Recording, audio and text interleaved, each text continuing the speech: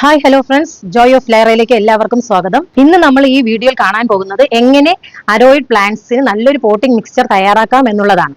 കഴിഞ്ഞ വീഡിയോയിൽ നമ്മൾ ഓൾറെഡി പറഞ്ഞിട്ടുണ്ടായിരുന്നു ഇതുപോലൊരു വീഡിയോ ചെയ്യുമെന്ന്. അപ്പോൾ അത് നിങ്ങൾക്ക് ഇന്നിവിടെ കാണാം. പോകാം വീഡിയോയിലേക്ക്. വീട്ടിലുണ്ടാകാൻ സാധ്യതയുള്ളതും പെട്ടെന്ന് ലഭിക്കുന്നതുമായ സാധനങ്ങൾ വെച്ചാണ് നമ്മൾ ഇന്നൊരു അരോയിഡ് പോട്ടിംഗ് മിക്സ് ഉണ്ടാക്കാൻ പോകുന്നത്.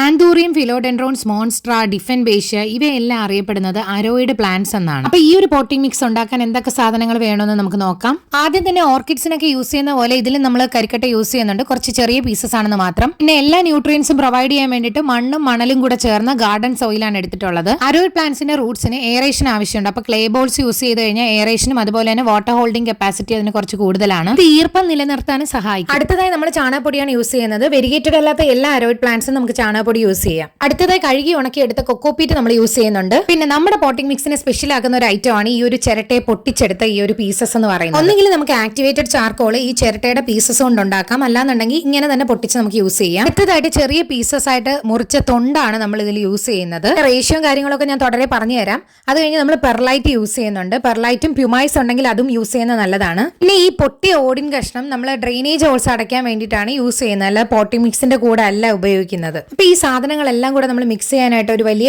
12 ഇഞ്ചിന്റെ ഒരു ചട്ടി എടുത്ത് വെച്ചിട്ടുണ്ട്. അപ്പൊ അതിലേക്ക് ഇട്ട് കൊടുത്താണ് നമ്മൾ മിക്സ് ചെയ്തെടുക്കാൻ പോകുന്നത്. ഒരു ചട്ടിയാണ് ഞാനിവിടെ അളവ് ആയിട്ട് എടുക്കുന്നത്. നിങ്ങൾക്ക് എങ്ങനെ വേണമെങ്കിലും അളവ് എടുക്കാവുന്നതാണ്. അപ്പോൾ ഒരു ചട്ടി മണ്ണും മണലും ചേർന്ന ഗാർഡൻ സോയിലാണ് ആദ്യം ഞാനിതിൽ മിക്സ് ചെയ്യാനായിട്ട് എടുത്ത് വെച്ചിട്ടുള്ളത്. ഈ ഒരു പോട്ടിംഗ് മിക്സ് നമ്മൾ യൂസ് ചെയ്യുന്നത് പ്ലാന്റ്സിന് നല്ല ന്യൂട്രിയൻസ് കിട്ടാനായിട്ട് ഇത് സഹായിക്കും. ക്ലേ ബോൾസ് നമ്മുടെ കയ്യിൽ ഉള്ളതാണ് നമ്മൾ ചേർത്ത് കൊടുക്കുന്നത്. പക്ഷേ ഈ ഒരു മണലിന്റെ അളവിൽ ചേർത്ത് കൊടുക്കുകയോ അല്ലെങ്കിൽ അതിന്റെ ഒരു 1/4 അളവിൽ ചേർത്ത് കൊടുക്കുകയോ ചെയ്യാം. ചാണകപ്പൊടി നമുക്ക് ആവശ്യത്തിന് ചേർത്ത് കൊടുക്കാം.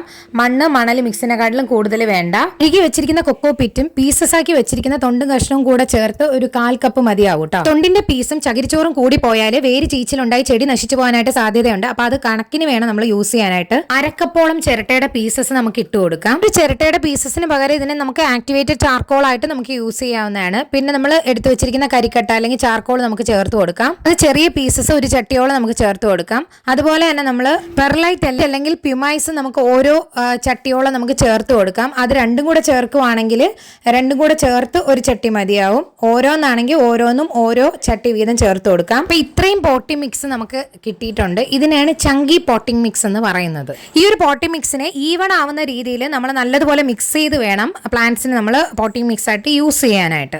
അരോയിഡ് പ്ലാന്റ്സ് വളർത്തുന്നവർക്കറിയാം അതിന്റെ റൂട്ട്സ് എന്ന് പറയുന്നത് സിലിണ്ടറിക്കൽ ആയിരിക്കും. അതുകൊണ്ട് തന്നെ അതിന് എയറേഷൻ ധാരാളം ആവശ്യമാണ്. നോർമൽ പോട്ടിംഗ് മിക്സ് യൂസ് ചെയ്യുമ്പോൾ അതിന്റെ വേരൊക്കെ അതിന്റെ ഇടയിൽ ഇറുകി ഇരുന്നിട്ട് അതിന് എയറേഷൻ സാധ്യമാവാതെ അത് ചീഞ്ഞു പോകാനായിട്ടുള്ള സാധ്യതയുണ്ട്. അതുകൊണ്ടാണ് ചങ്കി പോട്ടിംഗ് മിക്സ് ഇത്തരം പ്ലാന്റ്സിന് നമ്മൾ യൂസ് ചെയ്യുന്നത്. ഈ ഒരു പ്ലാന്റ്സിന് ഇത്തരം പോട്ടിംഗ് മിക്സ് നമ്മൾ അപ്ലൈ ചെയ്യുമ്പോൾ വെൽ എയറേഷനും അതുപോലെ തന്നെ വെറ്റ്നെസ്സും ഡ്രെയിനേജും എല്ലാം അതിന് സാധ്യമാക്കുകയും നല്ല രീതിയിൽ ഗ്രോത്ത് എക്സിബിറ്റ് ചെയ്യാൻ ആ പ്ലാന്റ്സിനെ കേപ്പബിൾ ആക്കുകയും കൂടെയാണ് ചെയ്യുന്നത്. ഞാൻ ഈ ഒരു അരോയിഡ് മിക്സ് ആണ് എല്ലാ പ്ലാന്റ്സിനും യൂസ് ചെയ്യുന്നത്.